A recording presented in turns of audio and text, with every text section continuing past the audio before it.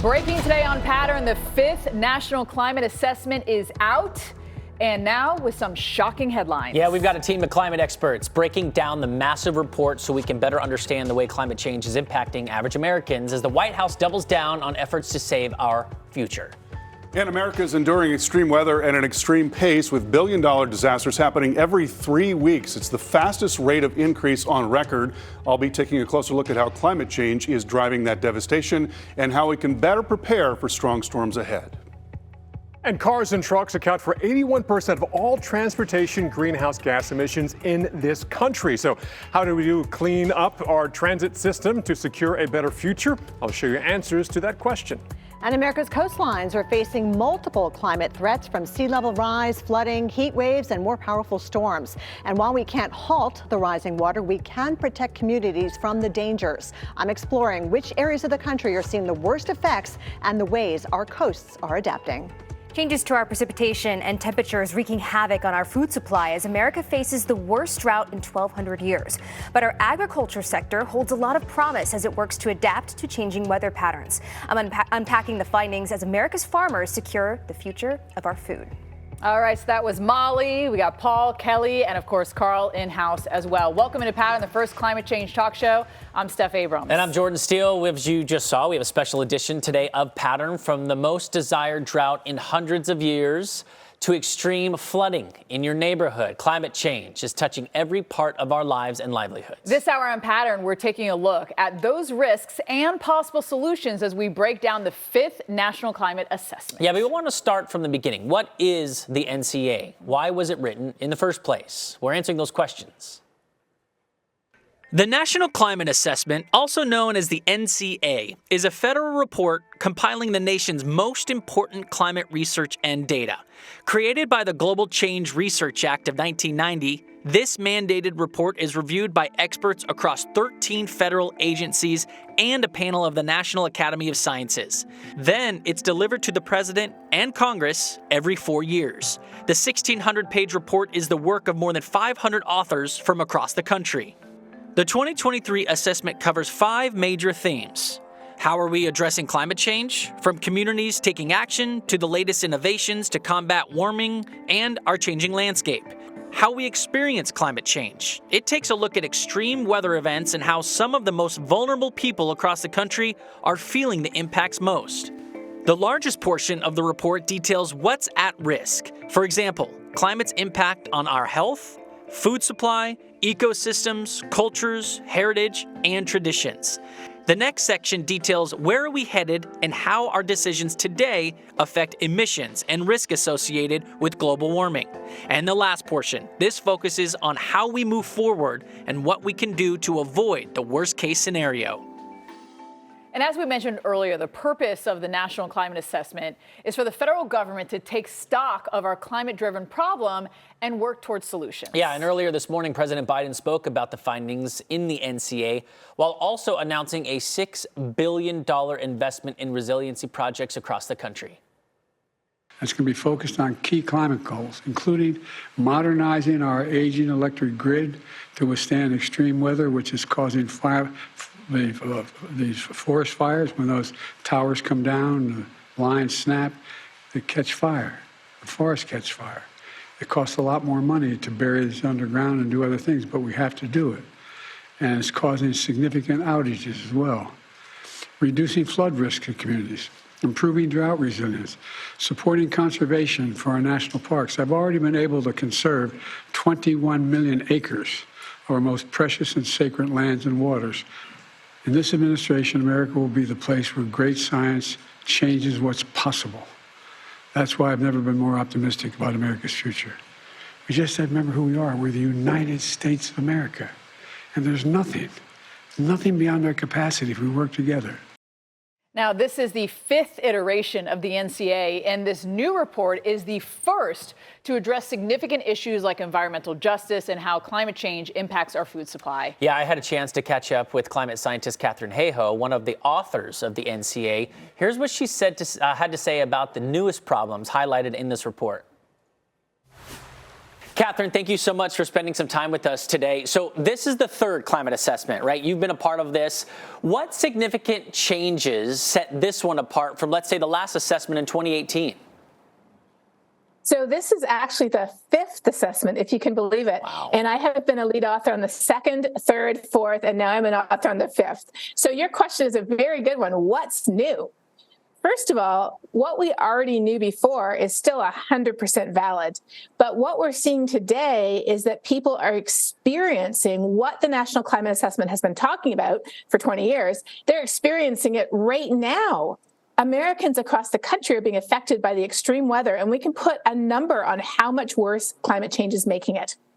Yeah, and there's so many people in our own circles who have experienced that and have memories of that. Shoot, some of them that's happened this year. But there is a reoccurring theme, it seems, across the entire report, and it's that climate change is disproportionately affecting parts of our population. Why is that an important issue to tackle? Climate change affects us all, but it doesn't affect us all equally.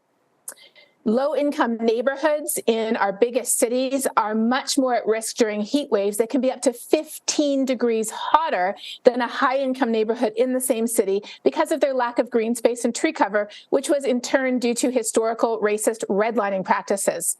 Indigenous communities, marginalized communities, people who can't afford to live anywhere except in a flood zone, they are the ones most at risk. And that's why when we talk about solutions, we need climate solutions that are also solutions for health, for equity, and for a better future. Yeah.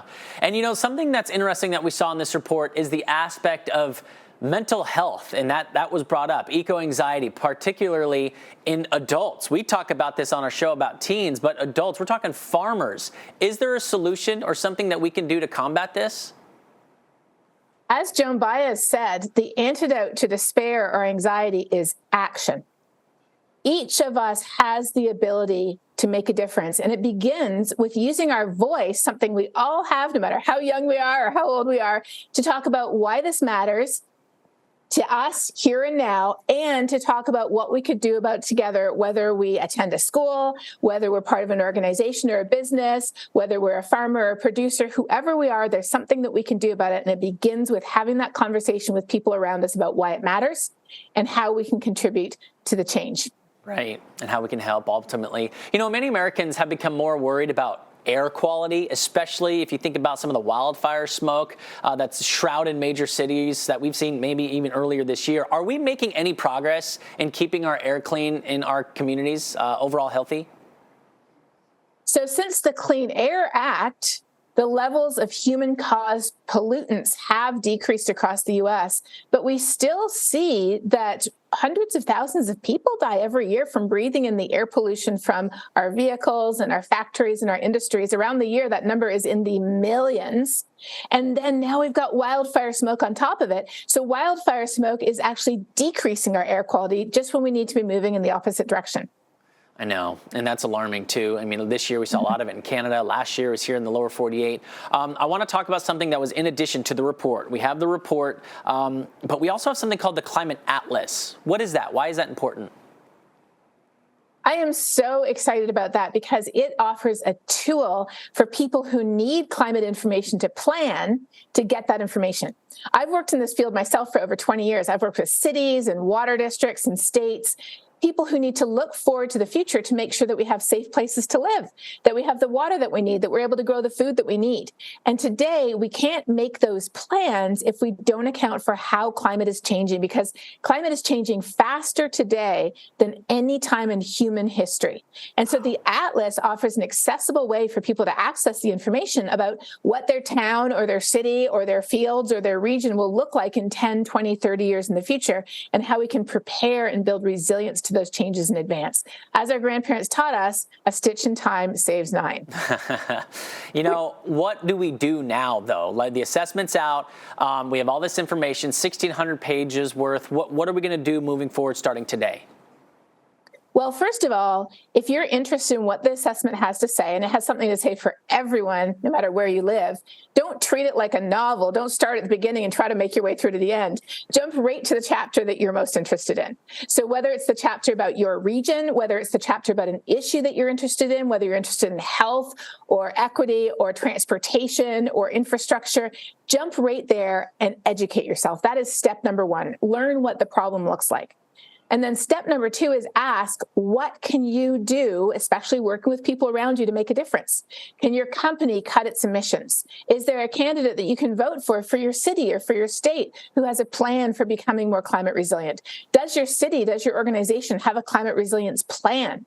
What can we do together to reduce our emissions, to invest in nature, and to build resilience to the impacts that are already here today? Those are the three things that every single one of us has a role to play in. Love it. Two-step plan makes it super simple. Pattrn Hayhoe, thank you so much with the Nature Conservancy. We appreciate your time and awareness, of course, on this.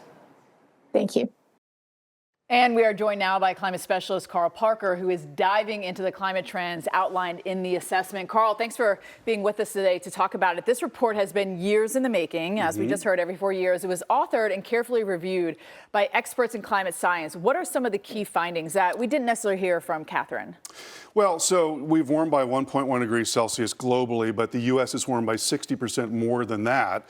And, you know, there's no equivocation as to whether or not we're responsible. I mean, it's just clear cut. There used to be some sort of, softening of that language in the past, and we're just not seeing any of that. We've done it. Period. That's where we are.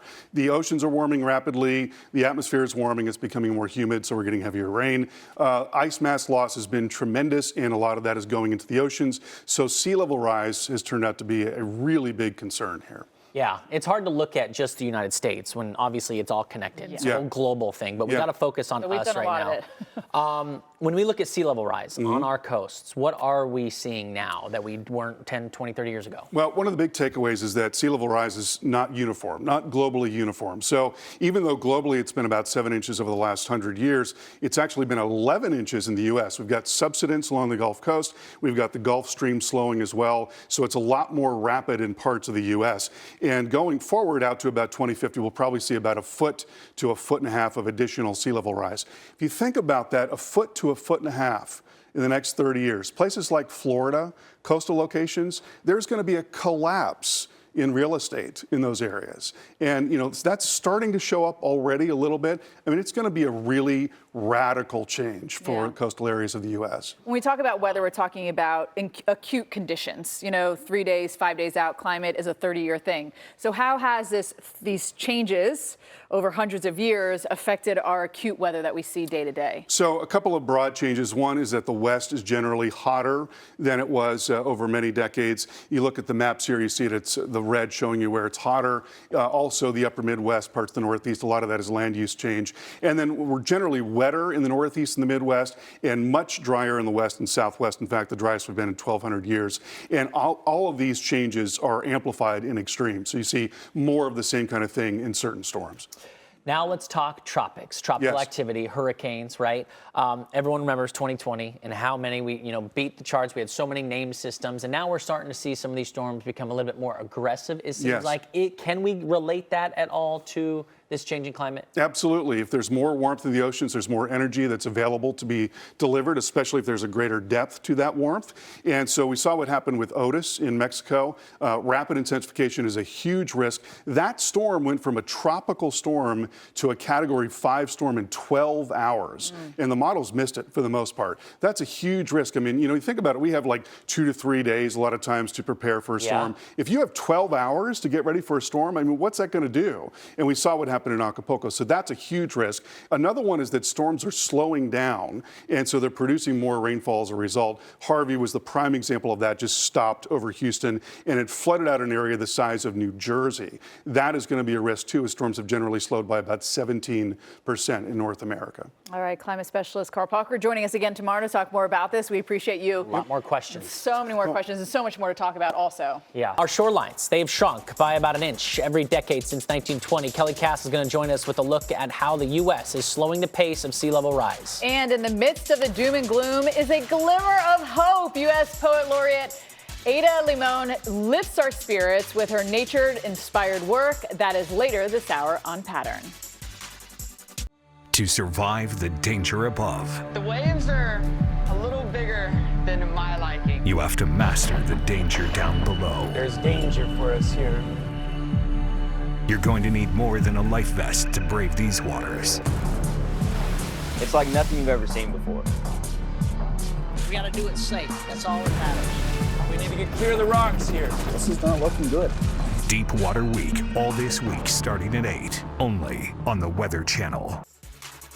Welcome back, everybody, to the special edition of Pattrn as we delve into the findings in the National Climate Assessment. America losing its coastlines as our ocean levels rise. Meteorologist Kelly Cass joins us now with a look at what the future holds for our coastal communities. Kelly, thanks for coming to talk to us about this. How much have our sea levels risen already, and how much more will continue if nothing is done? Well, if you go back to about 1920, so over the last 100 years or so, they've risen only about an inch, actually, and that's this line right here. So going 1920, here we are today, but the projection, at least in this report going forward, the gauge observation showing that increase tripling. I mean, we're talking 3 inches per decade all the way through the year 2100 due to temperature increase, melting of ice sheets, of course, adding to that water volume. And we've had coastal storms, as you guys know, more frequent, stronger coastal storms exacerbating the flooding along the coastline like we see in Charleston in South Carolina and even South Florida, king tides. Yeah. How often are we showing flooding down there in South sunny Florida? day flooding too. You don't That's even need a right. storm, you know? Exactly. Now, when we look at this, obviously there's a spectrum there. That's the high end, which is basically outside the spectrum. But are there any specific areas that are hit harder? You mentioned Miami, you mentioned Charleston. right. Anywhere else that we could talk about? And by the way, this report is showing a high confidence in this line, which is okay. pretty drastic. I just want to point that out. But if you look at this next chart, we're showing where it's going to be worse along the Atlantic coast versus the Pacific coast. So that's kind of interesting. Yeah, the top right? of okay. You got a lot of Bathymetry. ecosystems. Bathymetry, yeah. You got the Northeast looking at a rise of 1 to 2 feet, but especially here in the western Gulf of Mexico, Houston, the coastline of Louisiana, where of course we're below sea level, a place like New Orleans. So the worry here is that these ecosystems are reaching their tipping point at this point. And, you know, this affects fisheries. You've got tourism, recreation, transportation, energy, all of these things being impacted by that water rise at the coast. Yeah, the report does offer a path for the future. So what can we do now to reduce our risks on all of our coastal areas? Yeah, so basically, one other thing I want to point out, by the way, go is ahead. Alaska, a lower rise, like it's not rising at all. It's actually going the other way around, and that's because of tectonic plate activity, where you have, you know, these are rising. These are land areas that are rising up out of the ocean. So I just want to point that out. Yeah. But yeah, there are things that we can do. The report does state that we should be using planned relocation strategies, natural solutions as well. You know, a lot of people want to build along the coastline, but how many millionaires, even politicians, still want to build on the coastline? So that's something that we need to look at, right? And just clean energy overall, cleaning up the environment, getting more and more people into that sector, which takes education and incentives, too, for people to want to go into that kind of work environment. Yeah. All right, so let's kind of look at something on the good news side of this. You were kind of mentioning something about our coral reefs. Yes. I mean, we know how important our coral reefs are. Remember across how the world. hot it got in the Gulf of Mexico, and especially in the Keys? It was sea surface temperatures were more like a hot tub. It was well into the 90s. So coral was unfortunately going through bleaching and therefore dying. So these researchers decided to remove 360 corals and bring them to a climate-controlled lab in Florida and basically protect them there until they were able to put them back to their offshore coral nurseries. We're gonna have to do that every year now? Well, that's the crazy to problem. think You don't about. want to have to keep doing this over and over again. So when we were talking to the researchers, we did this interview over the weekend, they're like, yes, it actually solved the problem. They were definitely nursed back to health when they were put back in the water, but you don't want to have to do this. We don't have to do that every year. You know, this is a problem. This is not going to sustain going forward. All right. Meteorologist Kelly Cass, we really appreciate that. And super interesting, right? Who knew they're going to pluck the coral out, save it, and then Who knew put it back Alaska would go negative? I know, that's on their really tide. cool. That is That's actually crazy. super cool. Kelly, thank you. Ladies and gentlemen, your favorite foods already becoming more expensive, and that's thanks in part to our changing climate. So, can our food systems give back to the planet instead of making matters worse? Well, Molly McCollum is going to break it down for us, that connection between food and climate. And our energy bills are skyrocketing as temperatures become more extreme, but there's a cheaper option that's also better for our planet. We're looking at the future of renewables. That's later on Pattrn. Welcome back into Pattrn, your home for the latest news in climate change and sustainability. I'm Steph Abrams. And I'm Jordan Steele. Got the breaking news today. U.S. climate scientists now say the U.S. is warming 60% faster than the global average. All right? That's according to the 5th National Climate Assessment, which was released today by 13 federal government agencies. All right, so the report paints a dire picture of what the country will face as our planet continues to warm. Greenhouse gases are now at their highest level, listen to this, in 800,000 years. It's hard to comprehend. It's hard to even imagine, right? To fuel more devastating storms. In fact, the U.S. now experiences $1 billion climate or weather disaster every 3 weeks on average. Yeah, there's a glimmer of hope with this assessment because emissions, they've declined from their peak in 2007. That's really good. That's really good. We spoke to Dr. Cletus from the Union of Concerned Scientists about what America's future holds in the wake of this report. We have solutions to help cut our heat trapping emissions. Switching to a clean energy economy is both beneficial for addressing climate change as well as cutting the pollution from fossil fuels that's affecting our health right now, especially in low-income and Black and Brown communities across the country. So this is a win-win. By switching from fossil fuels to clean energy, we really can take action, and that can affect the kind of future your children, my children, future generations all over the world will have. Let's leave them a safer world. And you know what, if we think about like consistent access to clean water and fresh food, that isn't a given to everyone here in the U.S. Molly McCullum joins us now with a look at how the climate crisis is impacting our food supply. Molly, of course, you're here doing the weather anyway. We really appreciate you chatting to us about this specific topic. So this is the first NCA that have actually addressed food specifically. What are some of the big findings that you kind of found in Which this is report? crazy when you think this is the first time they've ever addressed food systems, because that's something that we all rely on. The food system we all have to eat to survive. So the biggest findings that they found is that it's affecting how we grow our food, where we grow it, and the nutrition of our food. So basically, climate and extreme weather is affecting every single aspect of our food system, from production all the way down to consumption. And there's a cascading and compounding effect on that as you go down the line. So I want to talk about consumption first because, of course, that's what a lot of us are concerned about. And one of the biggest things is soil health. So the nutrition of our food it's not as nutritiously dense because of the soil health, because of climate, droughts, floods, you name it, pretty much all the things that we have listed there on screen. But one of the biggest things is cost. We already know that food is getting more expensive. And it's a complex topic because it's not always climate change that is the only impact on, the cost of food. But this report found that by 2050, a 26% price increase in both corn and wheat due to climate change. You think about how many things corn and wheat are in. Everything. Yes. And so that would increase a lot of prices across all of our entire food system. But another thing is that it found that there are people that are affected unequally. So you have food system workers that are exposed to this extreme heat and high humidity. You have unsafe days to be outside working, which then reduces the amount of agriculture that's produced. But then those are also the groups that are typically most food insecure. So you have both of those affecting the same group. Yeah. Now, the problem works both ways. So how does our use of land for agriculture actually contribute to climate change? It's not climate change just affecting that. Right. It's what we're doing to the land also impacting the climate. It goes both ways. So production of food is one of the largest contributors to greenhouse gas emissions from the food system as a whole. But what I found what was most interesting is that food waste is also a huge contributor. So we actually waste about 30 to 40% of our food. That's terrible. Here in the U.S. And that's either at home or at restaurants. So all of that greenhouse gas emissions from the production is basically just being wasted because there's a lot of food that's being thrown away. So what do we do going forward? So a lot of it is solve it. Molly, how are we going to solve it? I wish I had an easy answer. A lot of it is adaptation. So coming up with new solutions that are both good for our environment, but also good for some of these societies and our socioeconomic, benefits and all those things. So basically at this point, it's about adaptation until we can reduce our greenhouse gases. And making the rules. Think about the rules that, for people that are working Right. in, and they this are trying to industry. come up with They're that. trying to. But, it's a big problem. A lot of pushback on Yes. it, too. Molly, thank you so much for that. Appreciate it. All right, well, every road trip and a jet-setting journey you take, it's contributing to our climate crisis. So up next, Paul Goodlow is going to give us a look at what the future holds for emissions-free travel. From the cars we drive to the neighborhoods we live in, we're going to see how we can reduce our impact. And for the first time in history, the National Climate Assessment is using art to tell the story of the climate crisis. Here from Poet Laureate next.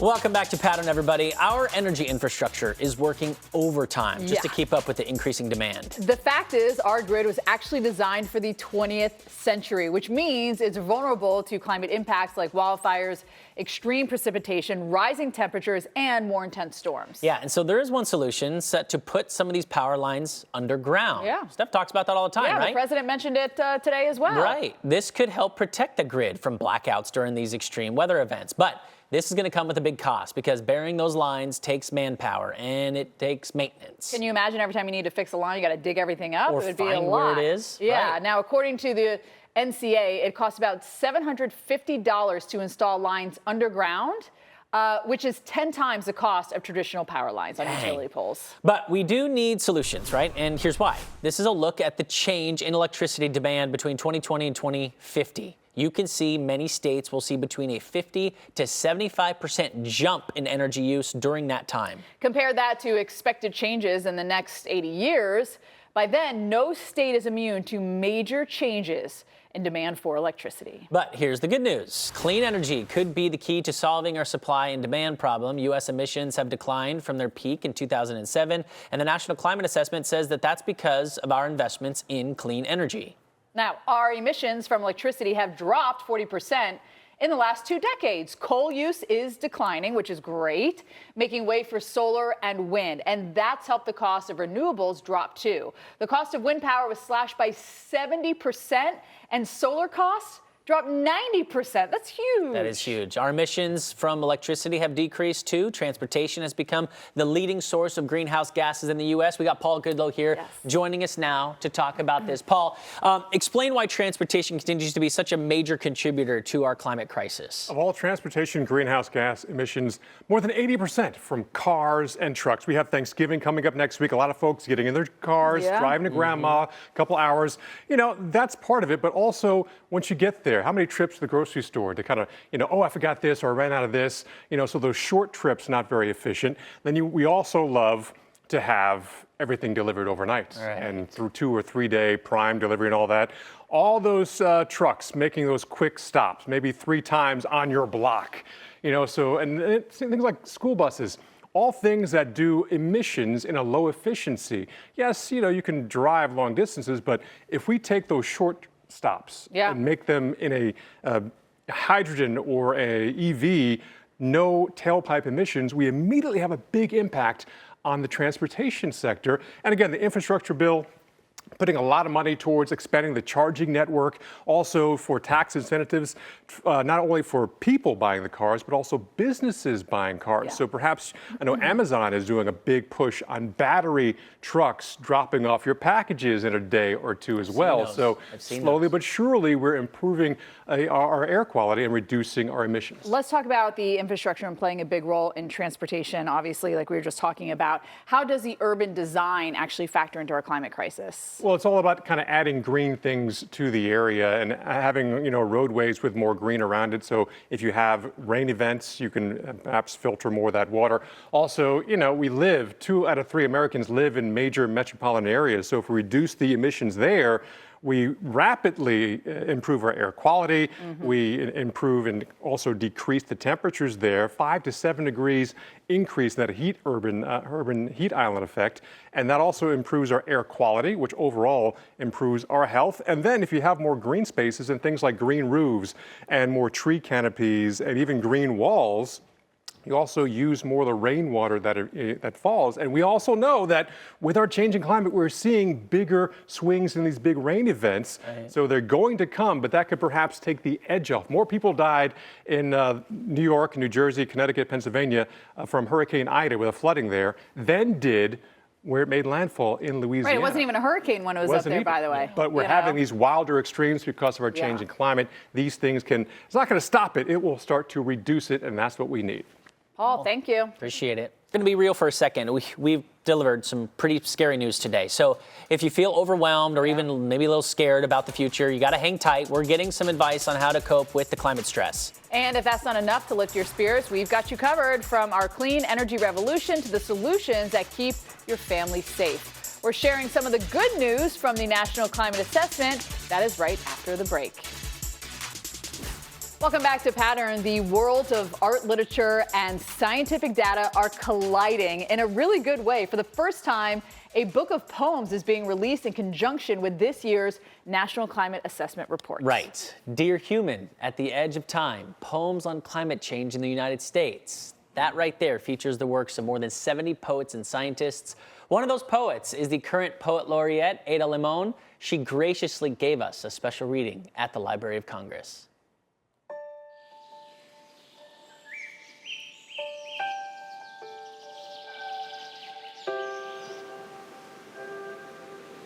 Startlement. It is a forgotten pleasure, the pleasure of the unexpected blue-bellied lizard skittering off his sunspot rock. To think, perhaps we are not distinguishable, and therefore no loneliness can exist here. Species to species, in the same blue air, smoke, wing flutter buzzing, a car horn coming. So many unknown languages. To think we have only honored this strange human tongue. If you sit by the riverside, you can see a culmination of all things upstream. We know now we were never at the circle's center. Instead, all around us, something is living or trying to live. The world says, what we are becoming together. The world says, one type of dream has ended and another has just begun. The world says, once we were separate and now we must move in unison.